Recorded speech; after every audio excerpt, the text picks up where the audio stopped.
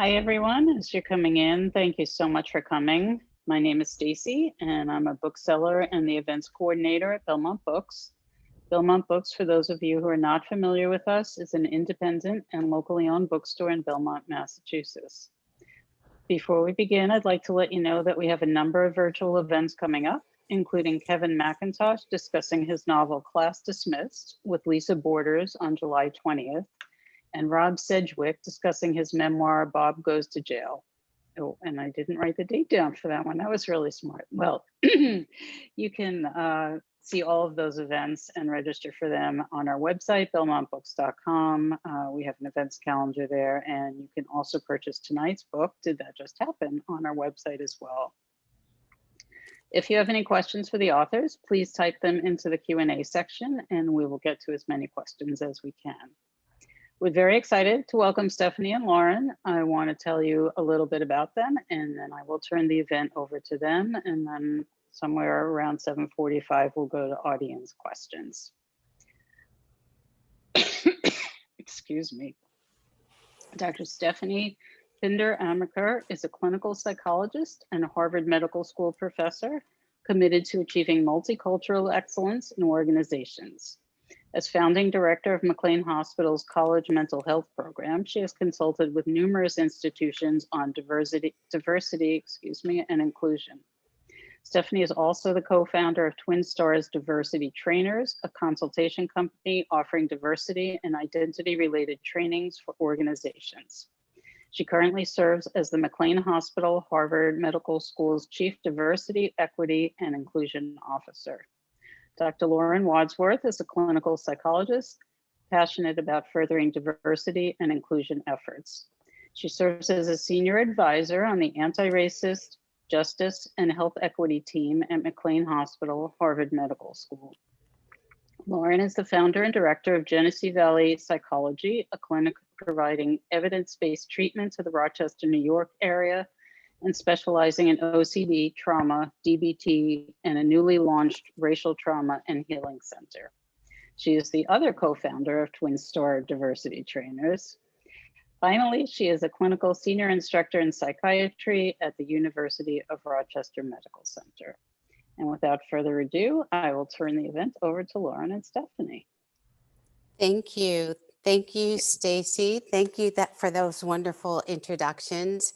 Good evening. Thank you for having us. It's really great to be here. We're both so excited to be here. And we feel like it is just so appropriate that our very first official bookstore engagement is with Belmont Books, because Lauren and I met just up the road from Belmont Books at McLean Hospital, which is also in Belmont, Massachusetts. We met there, Lauren and I, when we were working at McLean as psychologists. Well, I'm still working at McLean as a psychologist, but Lauren has founded her own company and now lives in New York.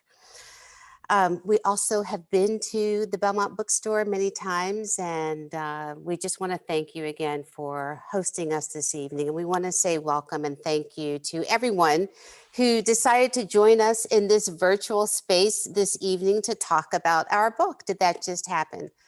You came to meet with us on a Thursday night in Zoom land, and we are really grateful and excited to be with you.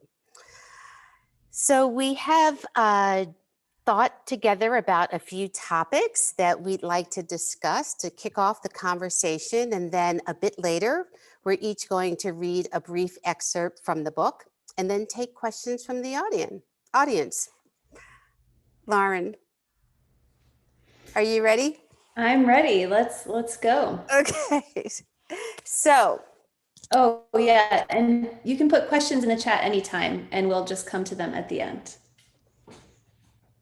Thank you for that. Lauren, so what inspired us to write the book? I think there was so much that inspired us to write the book. A lot of emotions, a lot of thoughts, a lot of ideas, and a lot of learning. To me, the biggest image that comes to mind when I think about writing the book and the inspiration for it is this big wave of buildup that we had both been experiencing for years, working in institutions, hospitals, academic settings, clinical settings as the only or one of few in regards to our identities. So me as a queer woman, I was often labeled as the diversity expert if I came out in settings.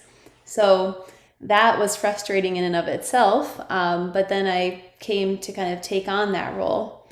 And what we've talked about a lot is how frustrating that role can be if the organization or the institution isn't really willing to listen to the assigned or hired diversity expert.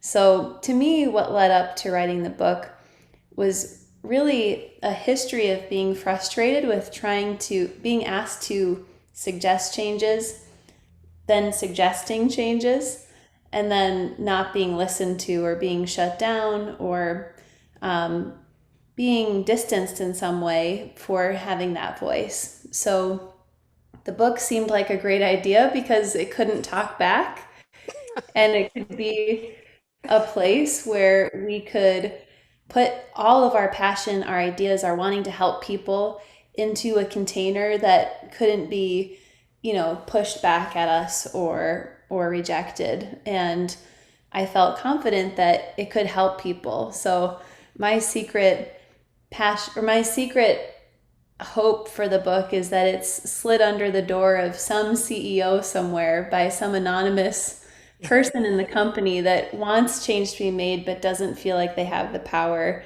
to ask for it or to take that risk. And I hope that we can do that for people with the book. It doesn't have to be assigned to their name. But I think it does say everything that we'd want to say if we walked into an organization to help them. What about you? I love the way that you said that. It's the first time I heard you use the expression, but that the book didn't talk back. And it's just so perfect because in the book, we really try to say the things that are hard or dangerous to say in the workplace. And then, of course, accompany that with some real practical skills that people can feel like they can use and apply in the moment. But now I'm not going to be able to get that image out of my head about the book not being able to talk back. I guess the thing that always comes to mind and that I thought about while you were just saying this is that it was so cathartic, right, to write the book, in so many ways. And when you talked about like this buildup of the wave, and for sure that really, I think, captures to a great extent a lot that led up to the inspiration rather, to write the book. So one thing I was hoping we could chat about today was, why did we write it together? You were hoping we could chat about that? Such Yeah. a good question. Yeah, I think it's a great question. And it's a question that we get asked a lot, right? I think there are so many answers to that question, why we decided to write the book together. So many thoughts come to mind.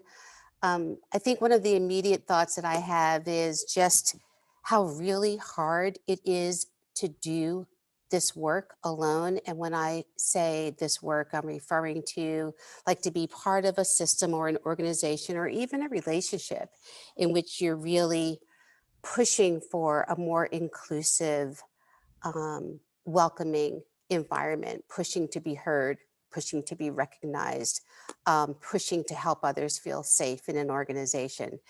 And anyone who's done this work, more broadly referred to as anything under the umbrella that falls as diversity, equity, and inclusion, knows that it can be really challenging. We often talk about it being both head and heart work, that it requires a dual commitment of both the head and the heart.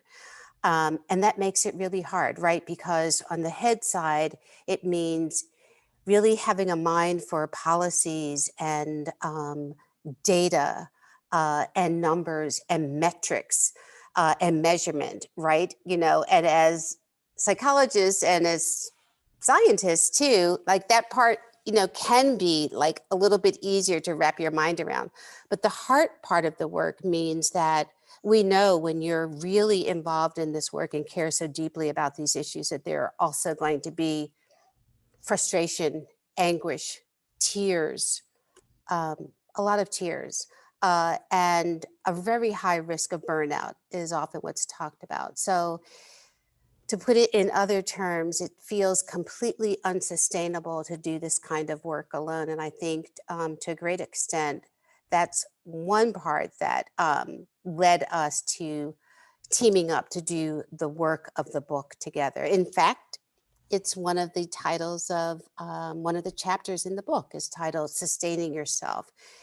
And in that particular chapter, I'm reminded that we talk about how important it is to find your people within an organization. We talk about a number of different strategies for being able to not fall into the very high risk of burnout, but to also stay steady and steadfast and be able to continue the work for the long haul. And a very important part of that is being able to locate your people. And I feel like to a great extent, that's what happened to us, that we identified each other as our people. And your people could be someone who sits across from you, in a board meeting or across a conference table and just nods because you get when something has happened that's an incident of bias or marginalization. Your people might come in the form of someone who's willing to be an ally or an upstander or a bystander in a moment when some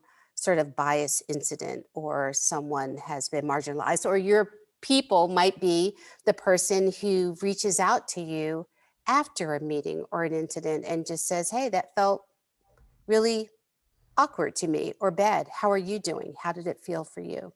So I feel like when we get asked this question, I know that's a really long answer to the question, but when we get asked the question, like, how did we decide to write the book together? In so many ways, it didn't really feel like a choice. It felt like something that just happened quite organically, that was really destined to happen, that came out of so many of our shared experiences in the workplace and in relationships more broadly. Yeah, I would just add a couple things. I think that in retrospect, I totally agree. It was definitely super organic and just kind of grew out of conversations that we were having and debriefing events and trying to figure out a way to channel our frustration. And I'm really glad that we did write it together because I think in many ways we probably made that decision consciously without knowing it, knowing that one of the biggest messages of our book is that diversity makes a better team, right? And we know that. Yep. Obviously, more authors equals more diversity. And that means more creativity, more perspectives, more lived experiences that can be drawn from, more learning, more frameworks that we can pull together. And so I think it's sort of walking the walk to write the book together. And in that it would have been, in some ways, I guess, it's hard to imagine, but it could have been easier to write it without having to agree on things or debate them. I don't think I would have ever written a book without you, Stephanie. But it feels so good to have done it together. It feels like I trust what we're saying more because we're thinking about things together versus just writing in an echo chamber of one. Yeah. And it felt like I could grow. I grew a lot as a person through reading your edits to things I wrote or through discussing topics and even daring to discuss them. Like, I think that writing a book together about identity is a pretty risky endeavor. It could be a relationship ender. So I think it's really cool that it was a strengthener for us. And I think that we chose each other because I think we trust each other.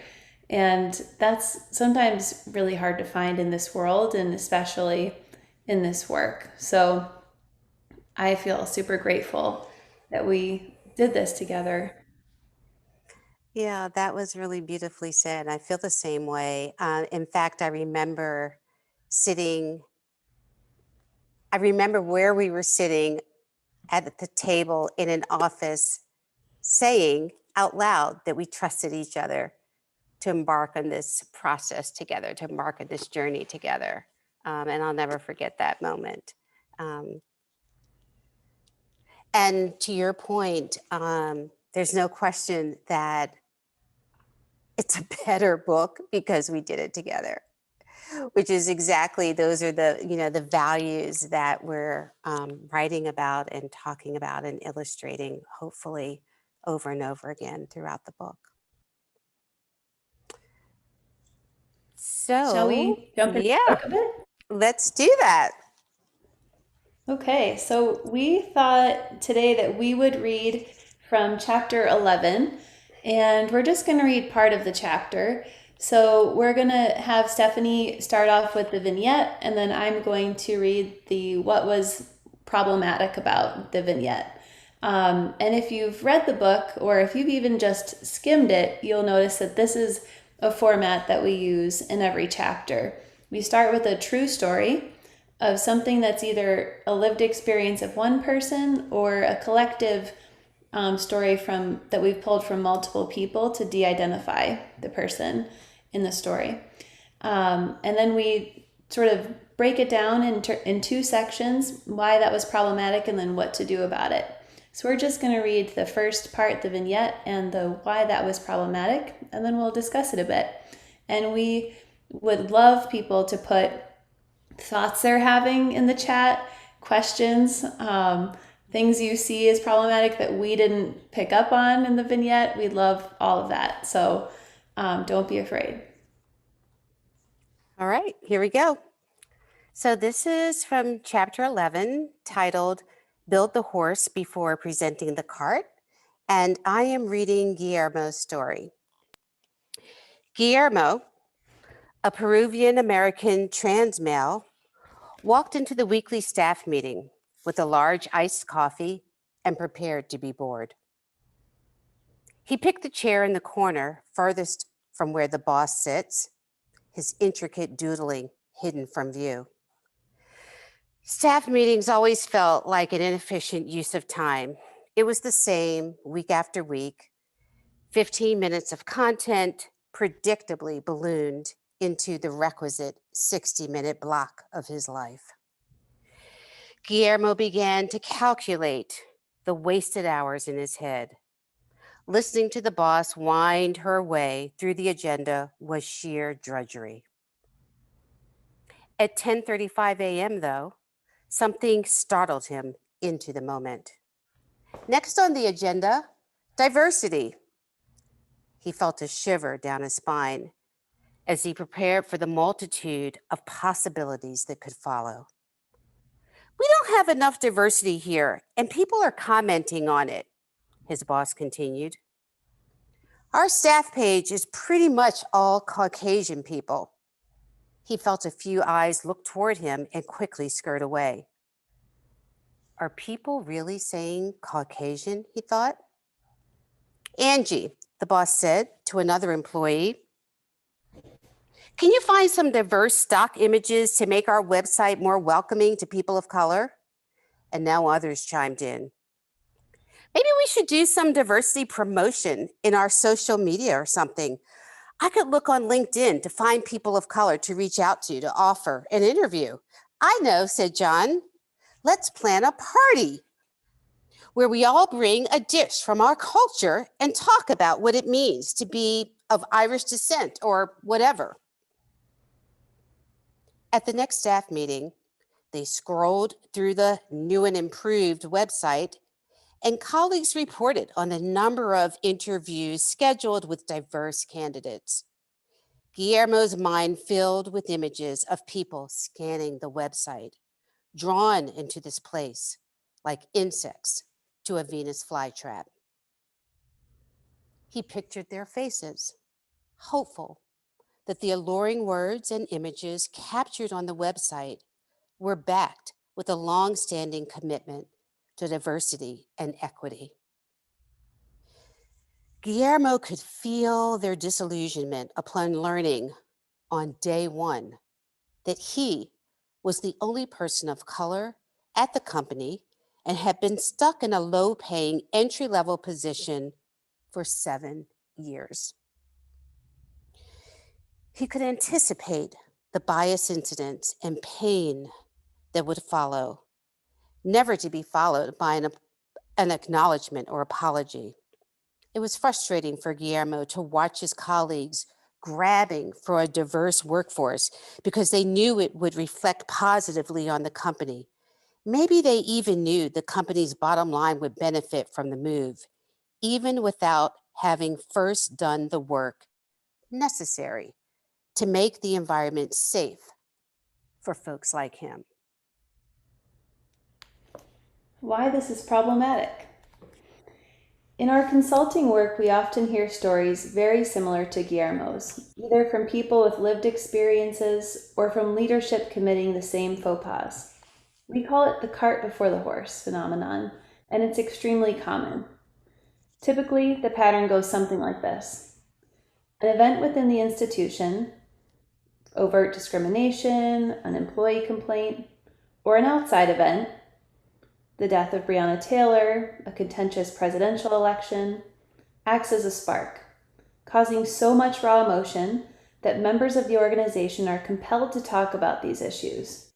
Incredibly, folks find ways to break through even though they've been socialized to avoid talking about these issues in the workplace, and the conversations, like live wires, ignite even more sparks. Employees and consumers press for change, and in this rapidly escalating chain of events, leadership is concerned that failure to respond effectively will threaten their own reputations or that of the company's. Next, lots of meetings are scheduled. Sometimes these meetings quickly lead to leadership reaching out for external consultation. Other times, we see organizations turn inward to ask employees with marginalized identities to sit on panels and join town hall meetings to educate leadership on how to improve things. Typically, after 1 or 2 of these meetings, emotions escalate and the desire to end the tension and fix the problem intensifies. This is where the cart comes in. Organizations want to be perceived as having arrived at the place where a diverse workforce gets along, functions as a team, and feels mutually empowered. The logistics magnet. While leadership is working through their meetings, additional meetings, and simultaneously being held in subunits or programs throughout the organization, staff will begin to share stories about how they personally relate to or interpret the events, which often surfaces even stronger emotions. As feelings intensify, groups become similarly motivated to generate solutions, especially to quell the escalating hurt and conflict. Most staff aren't skilled or trained to have effective group discussions around differences, such as intergroup dialogues. These conditions present a prime opportunity for being drawn to what we like to call the logistics magnet. This is when the group shifts its focus from the challenging and often distressing underlying issue to, you guessed it, logistics. The phenomenon is fairly predictable under these conditions, and it's easy to spot if you know what to look for. It might start with a single suggestion. Why don't we create a website that looks more diverse and welcoming? An unconscious but collective sigh of relief moves through the room, as staff have found a way of feeling the distress. A way out of feeling the distress. Guilt, hopelessness, apathy, associated with their lack of diversity. A related but equally distracting suggestion might follow. We could have a potluck and ask each employee to bring a dish that represents their culture. These opportunities allow everyone to find their niche and engage in doing something that feels constructive and comfortable, like web design or event planning. These activities are safe and superficial, but create the illusion of progressing towards a meaningful goal. The decision to build a website with diverse images arrived at during Guillermo's staff meeting served a dual purpose. Not only did the suggestion deflect attention and feelings away from the underlying and much more challenging issue to be resolved, but the new website catapulted the organization hundreds of miles ahead. They didn't even pause for a second to reflect on why their workforce was so homogenous. They didn't take time to learn how to make themselves more safe and inclusive to work for or with people like Guillermo. The logistics magnet is enticing because all of the participants appear to win. In this case, the staff are completing their assignments and deliverables, feeling productive and probably enjoying socializing during the potluck. The organization has a splashy new website to show for their efforts. The site not only reflects positively on the organization, it succeeds in attracting more diverse candidates and hires. Somewhere in the organization, a manager is getting credit for having successfully met the new hiring standards. Organizations frequently start building their cart to present to the world, forgetting that it must be first anchored to a strong horse before it can move forward. When this happens, Guillermo and those who unwittingly hop on the unstable cart lose. Putting the cart before the horse can be dangerous and cause even more heartache than simply maintaining the status quo. Try to imagine being one of only few people of color in your workplace and on the receiving end of identity-related aggressions on a weekly or daily basis. Suddenly, your organization starts to drop images of Black and brown people on its website, in its marketing materials, and throughout its digital video signage. Try to imagine being genderqueer, having they/them pronouns, and yet your colleagues regularly refer to you as she. Then you click on the link to the new website and see a gender-neutral appearing person with rainbow lines bordering the image. In both cases, one experience is entirely incongruent with the other. At best, the incongruence is disconcerting, and at worst, creates anxiety and disillusionment. The cart is the image of doing the work, the cosmetic shell of doing the work, whereas the horse is the process of learning about one's identity and positionality, how that positionality interacts with others, practicing conversations across difference, accepting the gracious gift of feedback, and consistently accessing new resources to self-educate.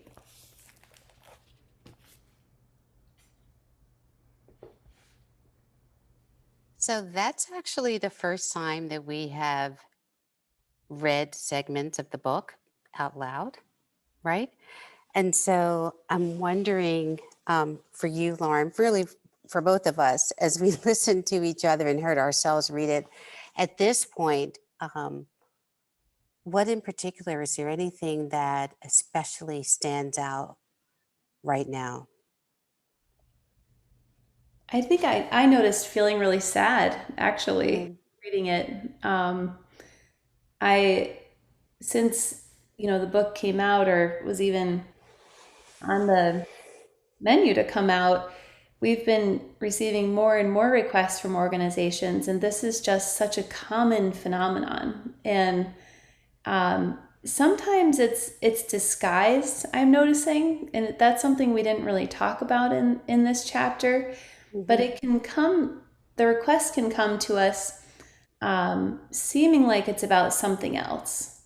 Like, oh, there's this one interaction at the office and it was horrible and everyone's hurt and upset. Can you come help mediate that one interaction? And can you help us heal from it?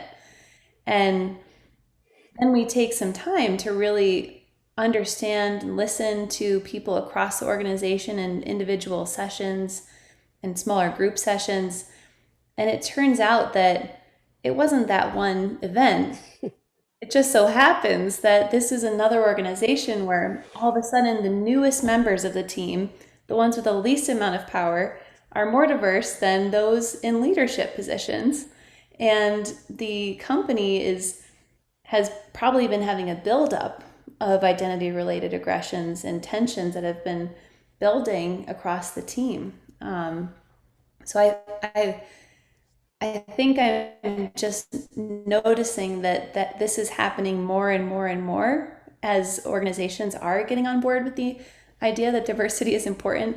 It's also that's a great thing, and it's a dangerous time as well. So Yeah.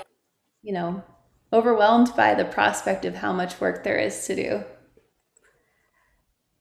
Yeah, that's funny. Not funny, but that's the same thing that struck me. I guess like the frequency and the intensity, the frequency and intensity with which this is happening still. This I think about, just we're trying to create so many different ways for people to understand how dangerous this is, to put the cart before the horse. And I felt a lot of sadness too, and a lot of pain, because we know what the consequences are. Um, One of the images that we try to use when we're working with companies to try to just kind of maybe grasp the challenge inherent in this idea is sometimes we talk with folks and say, try to get a visual image of, this is in our trainings. I don't think this is in the book specifically, but we'll often say to members of an organization, try to get a visual image, just literally, close your eyes and try to picture a cart traveling before the horse. Just hold on to that. And once you've got that, then try to imagine that cart going before the horse up an incline, climbing a hill, a steep incline. And it's an image of something inherently, every part of your body just knows, every fiber of your being, that vehicle is going absolutely nowhere. And that's what, we're trying to convey. Um, Do you have a favorite? I mean, just to give people a sneak peek of what to do about it, do you have a favorite skill that we talked about in addressing the cart before the horse? yeah, I have several, but one that I love an acronym. We know this. So I have two. Okay, so one is I love like the use of the recommendation for organizations to, I like a framework, just anything that makes it easier for people to remember some of these concepts and skills, right? And that was part of the aim, to make this work accessible and practical, that people could feel like, oh yeah, I can do that. So one was the recommendation of using the SIMPLE acronym when thinking about how to first create a welcoming, inclusive environment before recruiting diverse talent into the workplace. And the SIMPLE acronym helps us to remember that we have to first create an environment that feels safe to all of the members as we're building our strategies for building, as we're creating our strategies for building inclusivity. We want to make sure that our work is informed by data, right? That we know the facts, that we're really striving first to understand what current circumstances exist within the organization, to make sure that the work is multiculturally informed. That's the M. That our efforts are proactive, right? Again, we want to do the work first before welcoming people into the organization as if the organization is already safe and multiculturally informed. So we want to be proactive. And then the L is for, we want the work to be leveraged. And the E is for enduring. So I love the acronym, and that's my first recommendation that I just really like. But the other is just so straightforward, and you actually, I think, read it in the book, even though in the section that you just read, even though we repeat it in the following section, what to do about it. And that is like before really recruiting diversity into the organization, to just pause and reflect with each other. Ask yourselves, why isn't this place diverse already? I feel like it's such a simple, straightforward question that's just so powerful. It's a step that I really hope that if people can take, it's an easier thing to do ahead of bringing people into the organization of diverse identities. Do you have a favorite recommendation? Pay people. I mean, this work is so exhausting and so risky. It's, if you're going to be looking within your organization to find leaders, pay them more to do that or take away some other job that's going to relieve them equally.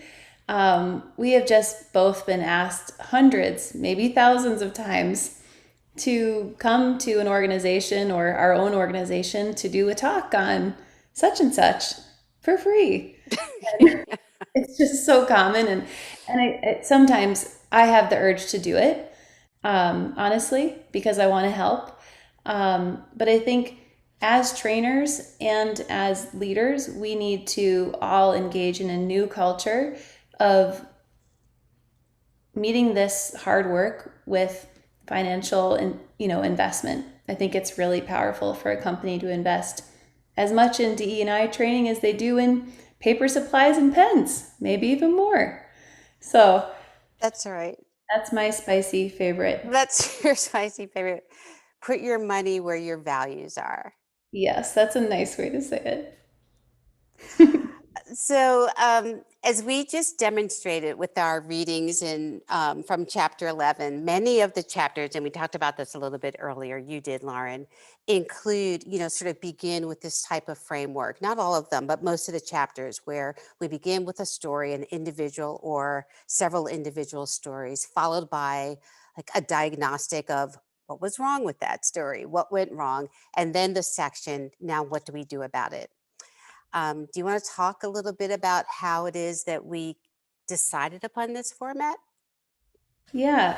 So I think we really wrote this book for everyone, but by everyone I mean there are two groups of folks that we're thinking about when we're writing every chapter, which is the person that has this lived experience that might be reading their story or their experience on the page, and the person that doesn't have that experience, whether that's about race or gender identity, sexual orientation, socioeconomic status. So we always wanted every chapter to be useful to both groups of folks. And thinking about both groups, one, those with the lived experience, this could be a really emotional and intense book. It could be really triggering at times to read and exhausting and overwhelming. And those that don't have the experience might be rolling their eyes or feeling like they have to read this book or not feeling like they think it's worth it at certain moments. So we wanted to make it accessible, and I think having these 3 sections in each chapter, we really liked how it visually broke up the book. And in my mind, it's like if you're swimming, it's a lot easier to swim when there's a buoy that you can see coming up and rest on or take a break during. So we wanted to kind of plant those throughout the book in a way that was really easy to see just by flipping the pages. So you're not jumping into something that's unknown and uncontained, but rather something that's really bite-sized, and hopefully people will get further in it because of that. So that's sort of what I thought about for this chapter. That's really nice. I like the visual of that. I know something we talked about all throughout, which just in a very straightforward way, was that we just wanted the work to be accessible. And we wanted to be able to kind of get the information and the skills into the hands of the people who needed them.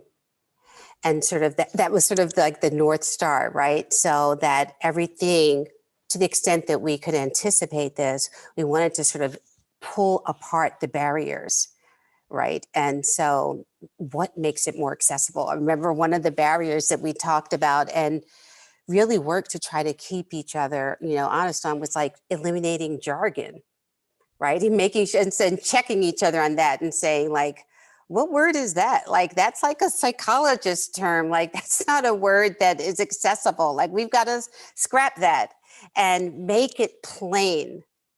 That's actually one of my favorite quotes. Make it plain so that people can grab onto it and access the work.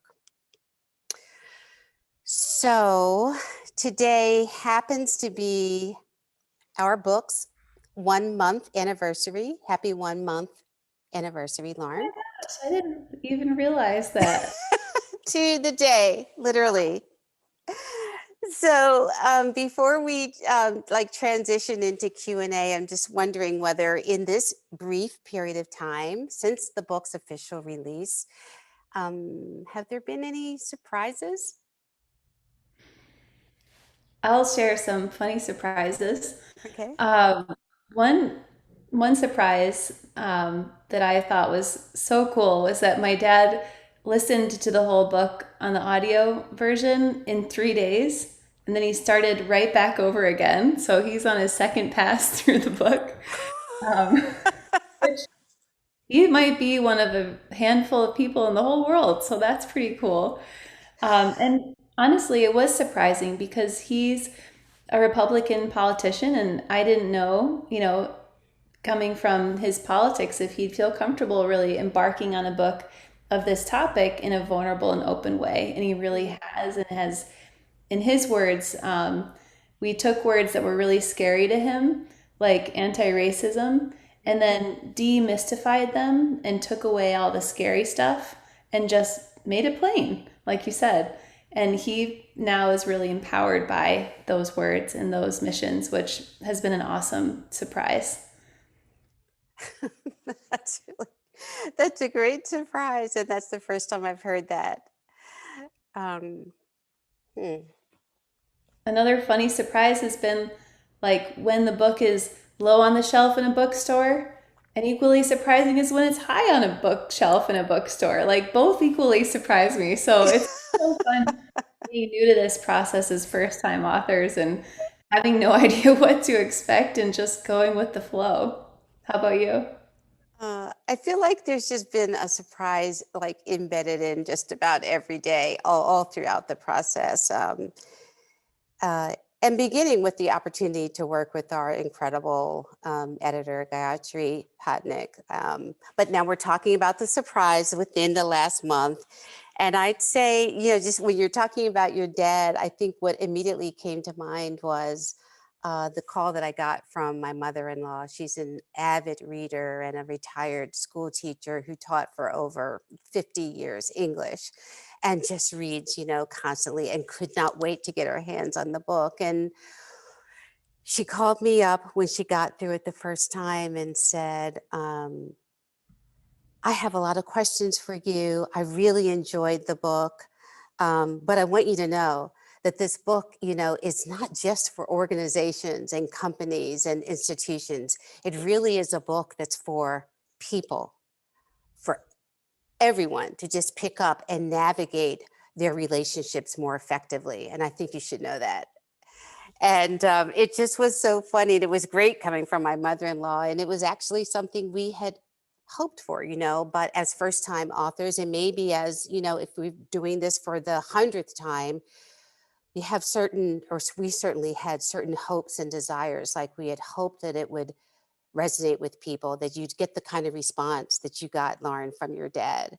And that people would recognize that it sort of doesn't matter what sort of industry you're from, and it would also resonate to people across identities, right? But you just never really know for sure. And getting that type of reaction is just so gratifying and really humbling. Well, I think we better stop talking to ourselves and start answering some of these great questions that are coming in.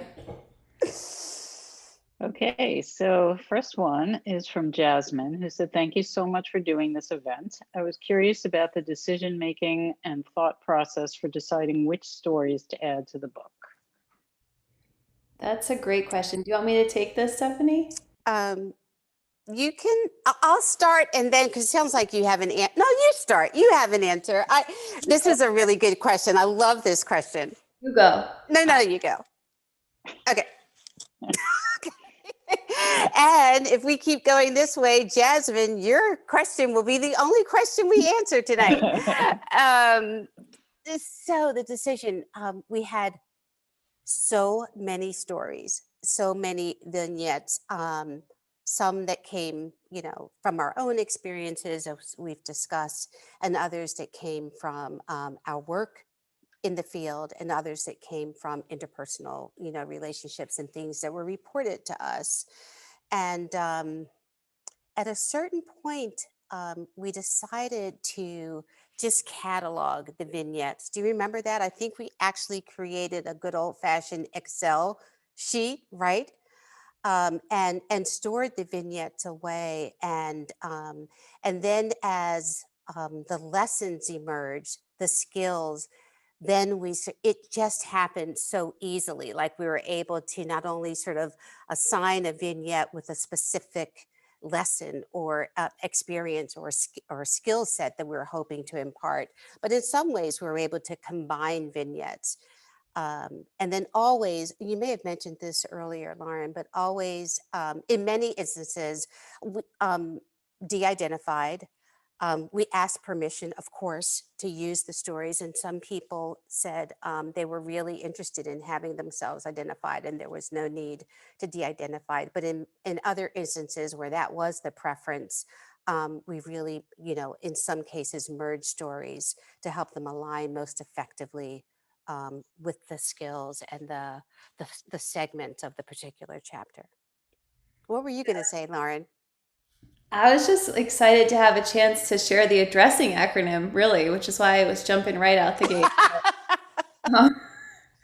But a framework that we like to use to make sure that we're being inclusive in our work is the addressing acronym, which is super long, but basically gives us a check-in to make sure that we're using vignettes that also show a diversity of different identities, even if it's not a part of the specific story.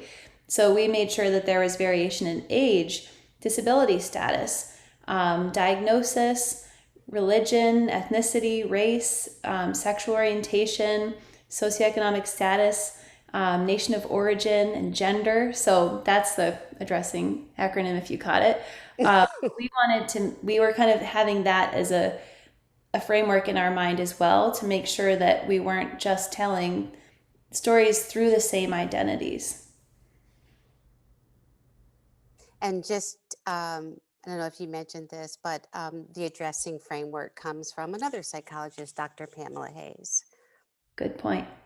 And we use it a lot in our work. And it's not exhaustive, right? It doesn't capture every single possible identity that there is, but it is a framework that reminds us to constantly check in on who's not represented in this story, in this situation. Okay, Michael asked, can you speak a bit about empowering listening? How does it differ from other listening skills? Sounds like someone has read the book. I think this might be chapter 8. I think you're right. So, empowering listening really centers the experience of the person who is speaking, right? And so we do a lot of work on helping people to understand that empowering listening really prioritizes hearing what the person is coming forward. It's a framework that we use often when we're talking with people to help them to understand that when people step forward in relationships, in organizations, to share or report their experiences of, say, racism or bias or sexism or marginalization or transphobia, it takes a tremendous amount of courage in order to do that. And so we use this framework to help people to learn how to hear those stories in a way that empowers the speaker rather than creating additional pain and heartache and oppression. And so often, especially in workplaces, managers, leaders, we're rewarded for oppressive listening skills. And we've all done them where, as we're rewarded for thinking quickly, coming up with quick answers, thinking quickly on our feet, having a commanding presence in the room, making our voices heard, often taking up all the space in the room, doing all of the talking. And while we may be, those kind of skills may sort of catapult us up the ladder of success in a corporation, in an interpersonal situation, when people are courageously coming forward to share what's not working for them in terms of how their sense of self is being seen or recognized or valued in an organization, those skills are experienced as painful and oppressive. And so that's the contrast. Empowered listening really, again, keeps the focus on the speaker and encourages us to sort of sit back and resist the strong urge and a tendency to practice oppressive listening skills, which really come pretty naturally to many of us. Again, especially if we've been in leadership positions. Yeah, maybe I'll just give a really quick example. So if Stephanie was to come to me and say, Lauren, I was just meeting with Paula and she said something racist to me and I'm really upset. If I put on my typical leader hat, I might jump up in my chair and say, "Oh my gosh, I cannot believe that. I cannot believe Paula would say that. Doesn't make any sense." I might act really surprised, which makes it clear that I haven't thought about racism possibly being in the workplace. I might say, I'm just going to go run and talk to her right now, run out the room, and maybe bring Paula in. So I might jump to solving the problem, which might not be what Stephanie wants, might be harmful, might be dangerous for Stephanie, could put her at risk in future situations. So that would be oppressive listening. So I sort of jump into action as opposed to saying, oh my gosh, I'm so sorry that happened. That's not okay. That's racism, and name the problem. And let me think about how I'd like to take action on this. I welcome any thoughts you have on what you need, how I could support you, but I will take this on as my responsibility to make sure this doesn't happen again. And it doesn't have to be solved right in that moment. Maybe we could honor the gravity with taking the time to really think about it and reflect.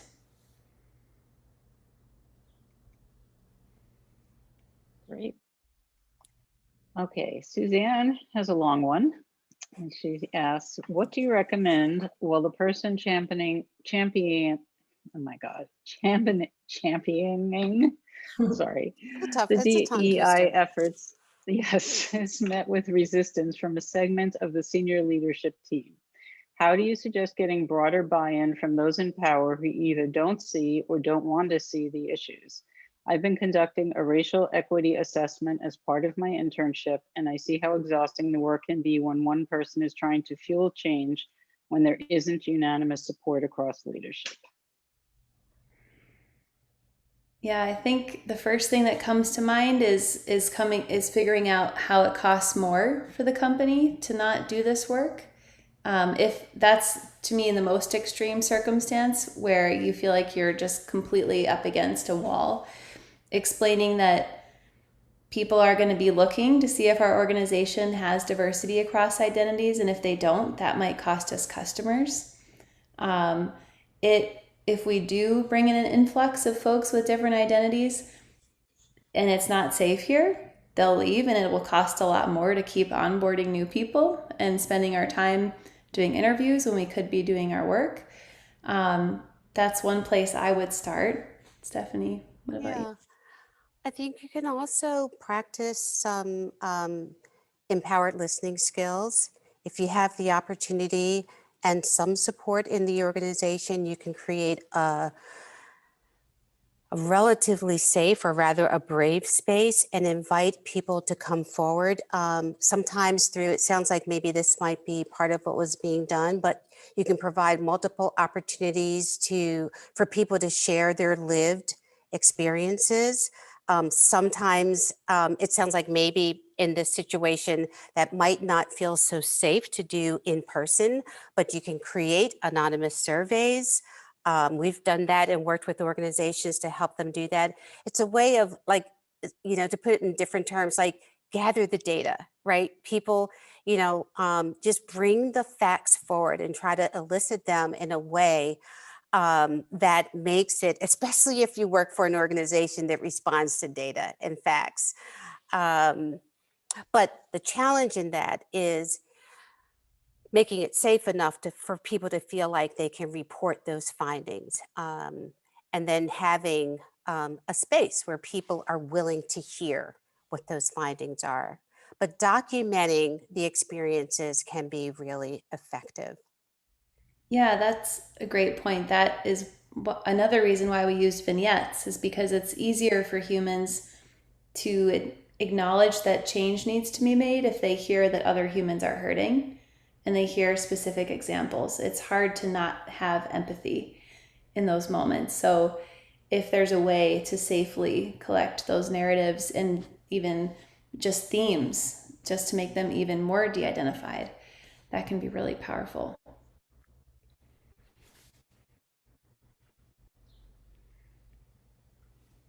Oh, you're on mute. Sorry about that. Okay. Okay, this will be our last question, which is from Diane. And she said, thank you so much. How did your collaboration start?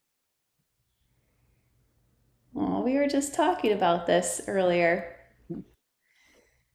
Well, I had the absolute honor and privilege to have Stephanie as a supervisor. When I got to McLean Hospital as an intern, I was informed before my start date that there was going to be a special exception made, that I was going to have the opportunity to choose, even though it was already chosen for me because it was the right choice, to work with Stephanie as a supervisor because of our shared commitment to DEI work. And that was just the best gift from a former intern. You know, he really advocated for that, and he paired us together, and we've been inseparable since.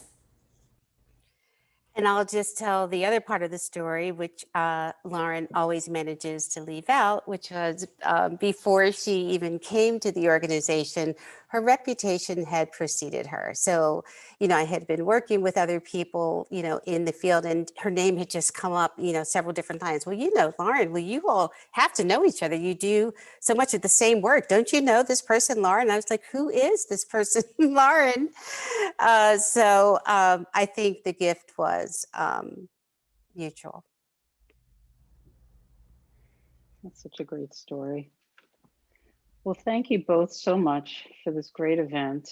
I think it was really informative for people, and I know that your book will be as well. And we wish you the best of luck with the book. And to all the people who came out to listen, thank you so much for coming and for your great questions. And we hope everybody has a great night, and we hope to see you at future events. Thank you all for coming, and thank you again for having us. Thank you again for having us.